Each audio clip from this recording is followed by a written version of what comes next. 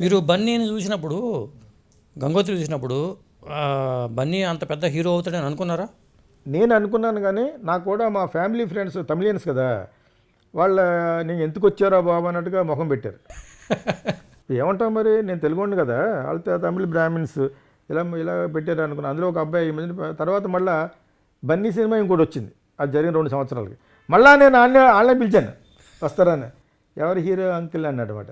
అదే చెప్పాను కదా, చిరంజీవి వాళ్ళ బ్రదర్లా అన్నాడు, థూ అన్నాడు. నాకు వచ్చింది కోపం అనమాట. మరి ఇప్పుడు ఆ థూ ఎలా ఉన్నాడు, బెస్ట్ యాక్టర్, స్టైలిష్ యాక్టర్, అవును, icon act star, and also you can act. ఊరికనే పెట్టుకుంది కాదు అది, నటించగల ఇందాకనే నజీరుద్దీన్ షా ప్లస్ చిరంజీవి కలిసిన వాడు ఎవడంటే బన్నీ. ఆడు అలాగంటే నాకు ఇంకా జీవితంలో ముఖం చూడకూడదని చూడలేదు.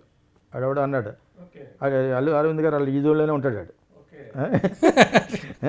ఆడు దాని తర్వాత ఓకే దట్స్ సబ్జెక్ట్. ఊరికి నేను చెప్తున్నానంటే మనం you cannot under estimate anybody.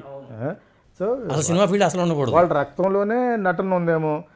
Father పెద్ద ప్రొడ్యూసరు, అదొకటే కాదు, పెద్ద ప్రొడ్యూసర్ పక్కన పెడితే వీళ్ళంతా కూడా మీరు అన్నట్టు కష్టపడ్డం అంటే హార్డ్ వర్క్ చేశారు. చిరంజీవి గారు అబ్బాయి కానీ వీళ్ళందరూ కూడా నేను విన్నది ఏంటంటే వాళ్ళు ఎక్సర్సైజ్ ఇచ్చేసి వాళ్ళు చాలా మోడెస్ట్గా ఉంటారు కూడా వాళ్ళంతా కూడా. సో అంటే చిరంజీవి నాగార్జున గారు అబ్బాయిలు ఏంటి వాళ్ళంతా కూడా కష్టపడి చేసుకున్న వాళ్ళే. వాళ్ళందరూ కూడా ఒక రేంజ్ ఆఫ్ బిగినింగ్ కొరతనంగా ఉంటుంది. అదే ఒక ఏజ్లో ఎవడో ఏం చేయలేడు దానికి. దాని తర్వాత దే విల్ రెక్టిఫై దెమ్సెల్వ్స్. వాళ్ళిద్దరూ బాగుంటారు, యాక్చువల్ నాగార్జున కొడుకులు ఇద్దరు కూడా బాగుంటారు. ఒక టైం వస్తే then they will make it big.